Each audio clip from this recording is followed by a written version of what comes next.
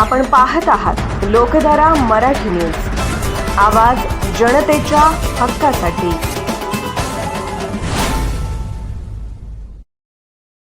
निरोप चिमुकल्यांचा आठवणींच्या हिंदोऱ्यावरचा एक भावुक प्रवास। आज शैक्षणिक वर्ष 2025-26 ची सांगता झाली आणि इयत्ता 4थीच्या लाडक्या विद्यार्थ्यांचा निरोप समारंभ पार पडला।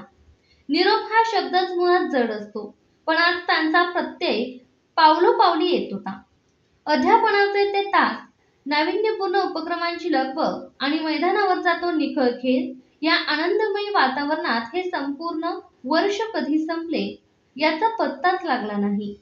नेहमी उत्साहाने सळसळणारे ते चिमुकले चेहरे आज मात्र काहीसे कोमजलेले आणि शांत होते।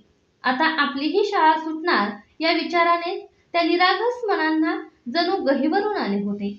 आपल्या आठवणी शाळेच्या अंगणात सदैव राहाव्यात म्हणून या माऊल्यांनी स्वतःच्या खाऊच्या पैशातून शाळेला एक पंखा भेट दिला। ही केवळ वस्तू नव्हती, तर त्यांच्या मायेची शीतल झुळूक होती।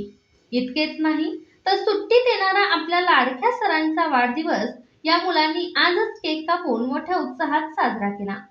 या मुलांनी शाळेवर आणि शिक्षकांवर जे निस्सीम प्रेम केले ते शब्दांच्या पलीकडले आहे।